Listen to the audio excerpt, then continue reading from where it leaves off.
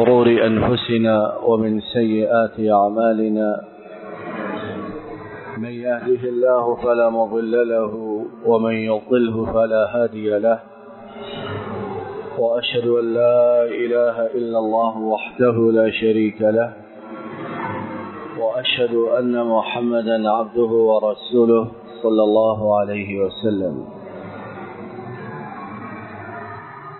اللهم صل على محمد وعلى آل محمد كما صليت على إبراهيم وعلى آل إبراهيم إنك حميد مجيد.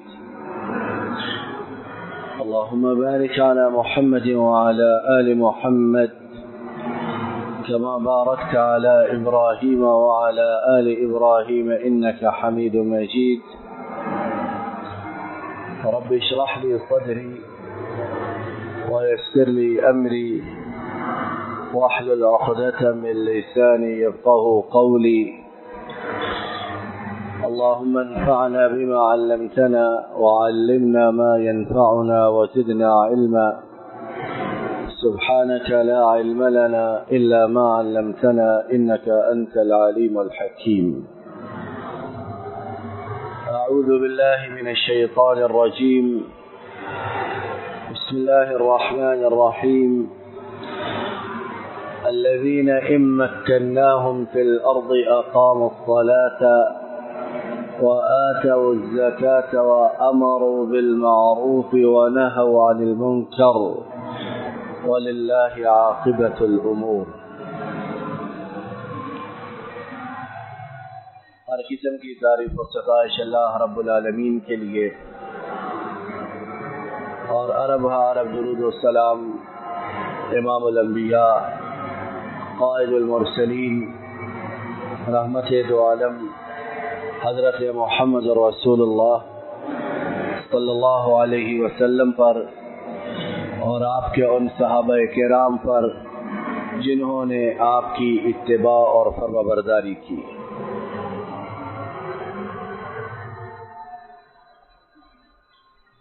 آج ہم انفرادی طور پر بھی اور اجتماعی طور پر بھی یوم آزادی منا رہے ہیں، اور بہت سے لوگوں کے نزدیک یوم آزادی کا مفہوم اور مطلب یہ ہے کہ پیسے خرچ کر کے جھنڈے جھنڈیوں کی بہار آئے، چراغاں کیا جائے، اچھے پکوان پکائے جائیں، سڑکوں پر جوان لوگوں کی ناک میں دم کیے رکھیں اور شور شرابہ کر کے ہم دنیا کو یہ پیغام دیں کہ ہم اپنی آزادی پر بہت خوش ہیں. اگر یہی آزادی اس وقت مطلوب ہوتی، اگر یہی آزادی اس وقت مقصود ہوتی، تو ہمارے لاکھوں لوگ، بوڑھے جوان، شیر خوار بچے اور عزت مآب مائیں اور بہنیں، وہ کبھی بھی موت کی وادی میں دھکیلے نہ جاتے. پتہ نہیں آج کی جو نسل ہے اسے اس بات کا ادراک ہے کہ نہیں ہے کہ ان لوگوں نے اسلام کے نام پر بننے والے اس ملک کے حصول کے لیے کیا کچھ کیا. اپنی بیٹیوں کو درندوں کے ہاتھوں سے محفوظ رکھنے کے لیے پاکستان ہجرت کرنے سے پہلے اپنے ہاتھوں سے ذبح کیا، اپنے ہاتھوں سے ان کے گلوں پر چھریاں پھیری کہ ہم نے پاکستان ہجرت کرنی ہے، کہیں راستے میں یہ درندوں کے ہاتھ نہ چڑھ جائے. ٹرینیں جو چلتی تھیں شہروں کے درمیان، جب وہاں سے چلتی تو وہاں زندہ انسان اس پر سوار ہوتے، یہاں پاکستان میں پہنچتی تو کٹی پٹی لاشوں سے بھر گئی ہوتی، زندہ انسان لاشوں میں تبدیل ہو چکے ہوتے، جائیدادیں، گھر، دکانیں، کاروبار، باغات، کھیت، ان پر کیا تباہی بیتی یہ ایک لمبی داستان ہے اور بہت کچھ اس پر لکھا جا چکا، کہا جا چکا ہے۔ ہمارے بات کہنے کا مطلب یہ ہے کہ یہ جو آج کل آزادی آزادی کے نعرے بلند کرتے اور لوگوں کی ماؤں بیٹیوں پر غلط نگاہیں ڈال کر انہیں اذیت اور تکلیف پہنچا کر آزادی کا جشن منانا چاہتے، ان کا آزادی کے ساتھ کیا تعلق ہے؟ یہ خطہ، زمین کا یہ ٹکڑا اس چیز کے لیے حاصل کیا گیا جس چیز پر اللہ کے فضل و کرم سے نبی کریم صلی اللہ علیہ وسلم نے مدینہ کی ریاست قائم کی تھی، اور وہ کیسی ریاست تھی کہ اللہ کے سوا معبود کوئی نہیں، اللہ کے سوا کسی کو پوجنا نہیں، اور محمد کریم صلی اللہ علیہ وسلم کے علاوہ کسی کو پوچھنا نہیں، عبادت اس رب کی اور اطاعت اس نبی کی جنہیں اللہ نے تمام انبیاء کا سردار بنا کر بھیجا۔ صرف ان دو آئینوں میں آپ اپنے آزادی کے دن اپنے چہروں کو دیکھیں تو کیا ہمیں آزادی منانے کا حق ہے؟ کیا ملک سارے میں اللہ کی عبادت جاری ہے؟ کہاں کہاں شرک کے اڈے، کہاں کہاں غیر اللہ کی عبادت، کہاں کہاں غیر اللہ کو پکارنا، اور یہ اتنا بڑا ظلم، یہ اتنا بڑا گناہ کہ رب العالمین نے قرآن پاک میں سورہ لقمان میں اسے ظلم عظیم قرار دیا، ان الشرک لظلم عظیم، کہ یقیناً شرک ظلم عظیم ہے۔ اور ضروری نہیں شرک یہ ہو کہ ہم مزاروں پر، قبروں پر جا کر ماتھا ٹیکیں، ان سے فریادیں کریں، دعائیں مانگیں، یہ بھی شرک کہ ہم غیر اللہ سے آس لگائیں، غیر اللہ پر امید رکھیں، اللہ کو چھوڑ کر کسی اور کی چوکھٹ اور دروازے کو تکتے رہیں، دیکھتے رہیں۔ اور یہ شرک ایسی بیماری کہ اندھیری رات میں بیابانوں، پہاڑوں میں پتھروں پر جو کیڑا رینگتا ہے، جس کے رینگنے کا سوائے اللہ کو کسی کو پتہ نہیں ہوتا، شرک انسانی وجود میں اس سے بھی زیادہ خفیہ اور ہلکے انداز میں داخل ہوتا اور پورے بدن میں سرایت کر جاتا ہے۔ دوسرا آئینہ، آزادی ہم منا رہے، نبی کریم صلی اللہ علیہ وسلم ان کی تعلیمات کا ہمیں کیا پاس ہے؟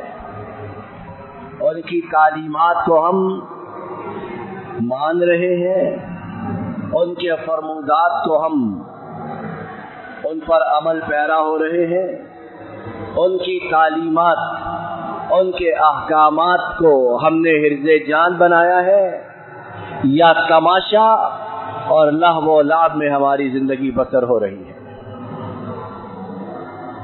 اور عجب بات یہ کہ چور بھی ہیں لیکن سینہ زور بھی ہے، چور بھی ہیں، سینہ زور بھی ہے، مکمل مخالف سمت ہے، لیکن پھر بھی اس پر دعویٰ یہ ہے کہ ہم سے زیادہ نبی کریم صلی اللہ علیہ وسلم کو ماننے والا، ان سے محبت کرنے والا اور ان کی پیروی کرنے والا کوئی نہیں۔ آئیے دیکھتے ہیں کہ رب علیم و حکیم نے اپنی کتاب میں جن لوگوں کو سلطنت عطا فرمائی یا قیامت تک عطا فرماتے رہیں گے، ان کے لیے کیا اصول، کیا قواعد، کیا رول بیان کیے ہیں۔ اور کاش کہ ہم آزادی کا یہ جشن مناتے ہوئے ان چیزوں کو نگاہ میں رکھیں، پھر ہم سوچیں کہ اللہ نے یہ جو عظیم نعمت ہمیں اس ملک کی صورت میں عطا فرمائی، کیا ہم اس کا حق ادا کر رہے ہیں؟ اللہ تعالیٰ نے ارشاد فرمایا الذین ان مکناہم فی الارض اقاموا الصلاة وآتوا الزکاة وامروا بالمعروف ونہوا عن المنکر وللہ عاقبۃ الامور۔ فرمایا جنہیں زمین پر ہم خلافت دیتے ہیں، ریاست دیتے ہیں، مملکت دیتے ہیں، ملک دیتے ہیں، تخت نشین کرتے ہیں، حکمران بناتے ہیں، لوگوں کا ذمہ دار بناتے ہیں، کیا ذمہ داریاں ہیں ان کی؟ بلند بانگ دعوے کرتے رہے، اخباری اور میڈیا پر بیانات جاری کرتے رہے، ایک دوسرے کی پگڑیاں اچھالتے رہے، لوگوں کی عزتوں کو پامال کرتے رہے، کیا ہے؟ فرمایا پہلی ذمہ داری کہ زمین پر نماز کو قائم کریں۔ ہے نماز کو قائم کیا کسی نے؟ اور اللہ معاف کرے، بطور مسلمان جتنا برا حشر ہم نماز کے ساتھ کرتے ہیں، اللہ ہی معاف کرے، پتہ نہیں ہماری مسلمانی کتنی باقی ہے اور کتنی باقی نہیں ہے۔ دفاتر میں، یہ سرکاری اداروں میں، اور اگر انفرادی زندگی دیکھے، شادی بیاہ مرگ پر نمازوں کا کتنا خیال ہے؟ نہ اجتماعی سطح پر اس کی کوئی حیثیت، نہ انفرادی سطح پر اس کا کوئی مقام ہم اسے دیتے ہیں۔ تو پھر کہاں کی یہ ہم اسلامی اور مدینہ کی ریاست کی باتیں کرتے ہیں؟ اصل حکم کیا ہے اسلام کا؟ کہ نماز کا وقت ہو، آذان ہو، زندگی کا پہیہ منجمد ہو جائے، زندگی کا پہیہ رک جائے، لوگ جوق در جوق نماز باجماعت کو ادا کرنے کے لیے مسجدوں میں آئے، نماز ادا کریں، پھر اپنی معیشت میں، اپنے کاروباروں میں مصروف ہو جائیں۔ لیکن یہ کہاں کا اسلام اور کہاں کی اسلامی ریاست کہ آذان ہے، نماز ہے، اور ساری مسلمان آبادی کسی کو پتہ ہی نہیں۔ وآتوا الزکاة، دوسری بات زکوٰۃ کو ادا کریں، انفرادی بھی اجتماعی بھی۔ اور اگر مالدار مسلمان زکوٰۃ کو ادا کرنا شروع کرے تو مسلمان معاشرے میں غربت اگر ختم نہ ہو تو بہت حد تک کم ہو جائے۔ لیکن کون ادا کرتا ہے اچھے لوگ، لیکن بہت تھوڑے، ڈنڈی مارنے والے، اللہ کو دھوکہ دینے کی کوشش کرنے والے اور دغاباز، ان کی بہت کثرت ہے۔ تیسری بات، تیسری خصوصیت اللہ نے زمین پر حکومت کرنے والوں کی یہ بیان کی، وَأَمَرُوا بِالْمَعْرُوفِ، نیکی کا حکم دیتے ہیں، آپس میں ایک دوسرے کو تلقین کرتے ہیں۔ یہ ماشاءاللہ میڈیا پر جو کچھ ہو رہا ہے نیکی کی تلقین ہے، یہ نیکی کی طرف بلا رہے ہیں لوگوں کو کہ میڈیا پر 2 منٹ کے لیے نظر پڑ جائے، انسان کا ایمان ڈگمگا جاتا ہے۔ 2 منٹ کے لیے حتیٰ کہ جو خبر نامہ ہوتا ہے جس کے بہانے سے بہت سے لوگ اس میڈیا سے جڑے ہوئے ہیں، وہ خبرنامہ دیکھ لیں تو بہت حد تک ایمان متزلزل ہو جاتا ہے۔ یہ ہم نیکی پھیلا رہے ہیں، نسلوں کی نسلوں کو تباہ کر رہے ہیں، نسلوں کی نسلوں کے بگاڑ کا ہم سبب بن رہے ہیں، اور پھر کہتے ہیں ہمیں ایسے قوم کے معمار چاہیے جو ملک کو بام عروج تک لے جائیں، بلندی پر لے جائیں۔ جب ان کی پرورش اس میڈیا کے ساتھ اس ماحول میں ہوگی تو خاک انہوں نے قوم کو، ملت کو بلندی پر لے کر جانا ہے۔ نہ انفرادی طور پر نیکی کا حکم دینے کا اہتمام ہے، اور نہ ہی اجتماعی طور پر اس ذمہ داری کا احساس ہے۔ گھروں میں، بازاروں میں، ہر جگہ تباہی ہے، الا من شاء اللہ۔ وَنَهَوْا عَنِ الْمُنكَرِ۔ چوتھی خصوصیت اللہ تعالیٰ نے یہ بیان کی کہ وہ برائی سے روکتے ہیں۔ اے اللہ، پتہ نہیں ہے کون سے زمانے کی باتیں، برائی سے روکنا تو دور کی بات، ہم تو برائی کی دعوت دینے والے ہیں۔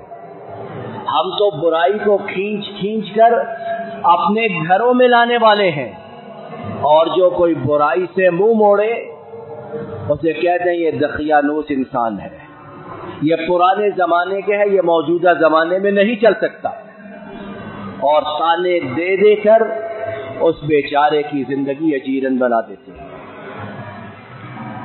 یہ اللہ تعالیٰ نے مختصر سی آیت کریمہ میں 4 اصول، 4 خصوصیات بیان کی، زمین پر سلطنت، حکومت جن کی قائم ہو جائے ان کے متعلق۔ اور اگر مبالغہ نہ ہو تو ہم ان 4 پرچوں میں فیل ہیں، انفرادی بھی، اجتماعی بھی، ان 4 پرچوں میں فیل ہیں۔ کوئی 1-2 میں بندہ فیل ہو تو سپلی میں محنت کر کے کامیاب ہو سکتا ہے، لیکن 4 میں فیل ہے تو کامیابی کی امید خاک ہے، کامرانی کی آس خاک رکھے۔ ایک دوسرے مقام پر اللہ تعالیٰ نے زمین پر جنہیں حکومت دی، سلطنت دی، ریاست دی، ان کی بات فرمائی اور ان انعامات کا ذکر کیا جو انعامات اللہ کی بات کو مان کر زمین پر حکومت کرنے والے اللہ تعالیٰ سے حاصل کرتے ہیں۔ کیا ہے وہ انعامات؟ اللہ تعالیٰ نے فرمایا وَلَيُبَدِّلَنَّهُم مِّن بَعْدِ خَوْفِهِمْ أَمْنًا يَعْبُدُونَنِي لَا يُشْرِكُونَ بِي شَيْئًا۔ آیت کریمہ لمبی ہے، ہم وہ ٹکڑا لیتے ہیں جو ہمارے متعلق ہے۔ فرمایا اگر یہ لوگ زمین پر حکومت قائم ہونے کے بعد اللہ تعالیٰ کی باتوں کو تسلیم کریں، مانیں اور انہیں پس پش نہ ڈالیں، تو اللہ کا ان پر یہ انعام کہ اللہ انہیں امن و امان کی دولت سے مالا مال فرمائیں، ان کے خوف کو، ان کے ڈر کو امن سے، خوشی مسرت سے تبدیل فرما دیں گے۔ ہے ہمارے ملک میں امن؟ کیا کچھ ہوتا ہے؟ اللہ معاف کرے، مسجدوں تک میں لوگ آتے ہیں تو ڈرتے رہتے ہیں کہ کچھ مسجد ہی میں نہ ہو جائے، اور یہ کوئی خیالی فضائی بات نہیں۔ ملک کے کس کس کونے کی خبریں روز ہم سنتے ہیں کہ کیا کچھ ہوتا ہے۔ تو اللہ تعالیٰ کا یہ وعدہ، اللہ تعالیٰ کی طرف سے ہمیں یہ انعام کہ جو ان کی بات کو مانے گا اپنی ریاست میں، ان کی باتوں کو تسلیم کرے گا، اللہ کے فضل و کرم سے امن و امان کی دولت سے بہرہ ہوگا۔ اور یہ امن و امان کی دولت ہم پیسے سے، ہتھیاروں سے، ویپنز ان سے حاصل نہیں کر سکتے۔ یہ یورپ، امریکہ کم ترقی یافتہ ہے، کم ان کے پاس امن و امان کو پیدا کرنے کے لیے ذرائع موجود ہیں، بہت ترقی یافتہ، لیکن ان کے ملکوں میں امن و امان کی کیفیت کیا ہے؟ سیکنڈز کے حساب سے، گھنٹوں کے حساب سے نہیں، سیکنڈز کے حساب سے عزتوں کو پامال کیا جاتا ہے۔ 15 سیکنڈ بعد کسی ملک میں، 30 سیکنڈ بعد کسی ملک میں، 40 سیکنڈ بعد، سیکنڈ کے حساب سے لوگ قتل ہوتے ہیں، سیکنڈ کے حساب سے لوٹ مار ہوتی ہے، اور یہ وہ ملک ہے جن کی دھاک دنیا پر موجود ہے۔ لیکن چونکہ اللہ کی شریعت کے باغی، اللہ کے حکم کے نافرمان اور اللہ کے احکامات کے متعلق سرکشی کرنے والے، تو اللہ تعالیٰ نے ان کی حقیقت کی کلی دنیا کے سامنے کھول کے رکھ دی کہ اندر سے کھوکھلے ہیں، اندر کھوکھلا پن ہے، کچھ نہیں، معمولی سا جھٹکا لگتا ہے ساری دنیا کے سامنے برہنہ ہو جاتے ہیں۔ اور جہاں جہاں اب بھی، پہلے بھی اور قیامت تک اسلام کا قانون جاری ہوگا، اللہ کی باتوں کو مانا جائے گا، اسلامی حدود، اسلامی سزائیں انہیں نافذ کیا جائے گا اور انہیں وحشیانہ نہیں قرار دیا جائے گا، وہاں دیکھیے کہ اللہ کے فضل و کرم سے جرائم کی شرح ناپید تو نہیں ہوتی، لیکن بہت حد تک کم ضرور ہو جاتی ہے۔ تو بات کا خلاصہ یہ کہ آزادی کا دن ضرور منائیے، لیکن وہ اس طرح منائیں کہ اپنے آپ کو اللہ اور اس کے رسول کے احکامات کے رنگ میں رنگ لیں۔ جو اللہ نے کہا، جو ان کے رسول نے کہا، وہ ہم اپنی زندگیوں پر، اپنے آپ پر لاگو کریں، اس پر عمل پیرا ہوں، پھر دیکھیں کہ آزادی منانے کا اور آزادی کا دعویٰ، آزادی کے بول بولنے کا کتنا لطف آتا ہے۔ غلام ہم ساری دنیا کے قدم قدم پر ہمارے آقا بیٹھے، اور ہم کاہے کی آزادی مناتے ہیں؟ کاہے کی آزادی ہے ہماری؟ کوئی فیصلہ ہمارے اختیار میں نہیں، ہماری معیشت، ہماری سیاست، ہماری تجارت، ہماری زراعت، حتیٰ کہ ہمارا دین بھی دوسروں کے بل بوتے پر ہے، تو ہم کاہے کے آزاد ہیں؟ آئیے، حقیقی آزادی چاہتے ہیں تو اللہ اور اس کے رسول کے سامنے جھک جائیں، ایک رب کو اپنا آقا، خالق، مالک مان لیں، ساری دنیا کی زنجیروں کو توڑ دیں، پھر ہے آزادی منانے کا مزہ۔ وگرنہ ساری دنیا کے ہم غلام ہیں تو پھر آزادی کا نعرہ جچتا نہیں ہے۔ اللہ تعالیٰ اپنے فضل و کرم سے ہمیں حقیقی معنوں میں آزادی عطا فرمائے، اس طرح کہ ہم اللہ کے غلام بن جائیں، نبی کریم صلی اللہ علیہ وسلم کے تابع دار بن جائیں۔ وآخر دعوانا الحمدللہ۔